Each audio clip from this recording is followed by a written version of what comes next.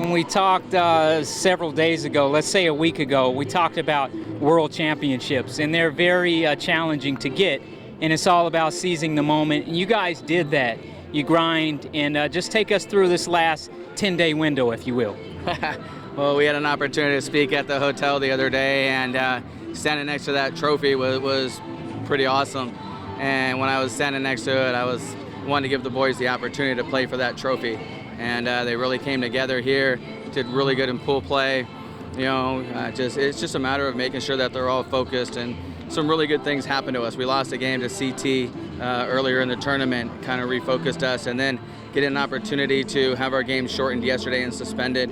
The boys went back to the hotel and had a team meeting and really understood what they were fighting for. So my hat's off to all the teams that we competed against. I mean, incredible teams, incredible environment, but my hat really goes off to our players for what they did and what they accomplished today. What was it like for you guys overnight? I left the TV station very late in the wee hours, and I didn't want to miss it. I think I took a nap. What was it like for you guys? Well, you know, I had an opportunity to stand up in front of the guys when we got back to the hotel last night, and being a leader of men and relationships is the number one important thing in my life with my family and with the people that I'm around. And I just took the opportunity to tell them, you know, I stood right in front of them and said, the coaches have done everything. We've put you guys in great positions, but it starts right here. And I just kind of waved my hand like that, and it's all on you guys.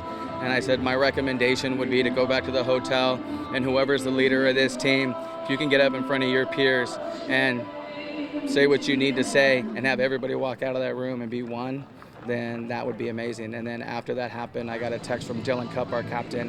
He sent me a text and he said, "Don't worry, Skip, we got this." And then sure enough, they came and played incredible baseball today, unselfish baseball, really came together as a family, and the end result is we get to be the highest podium today. USA Baseball, cementing yourself in the legacy forever and ever and ever. This team is world champions.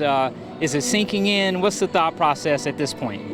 It's not really sinking in. I'm just kind of thinking about the whole process that went through it, how the guys were selected. Just fortunate that the people, that the task force, people that go out and scout these kids, the scouting directors, everybody that gives us information on the talent and the heart and who these kids are. You know, it won't set in probably till I get on my flight tomorrow, but just truly blessed to be surrounded by unselfish players and a front office and USA Baseball who really buys into what we're trying to do. In closing, are there any final comments you want to share with the audience as we think about a World Championship, the World Cup, Sarasota, Bradenton, Orioles, Pirates, Team USA, and you guys are standing on top of the world? Yeah, you know, it was a great environment, a great atmosphere. Truly blessed to be able to be in this part of Florida. I've spent a lot of my time in spring training and such down here.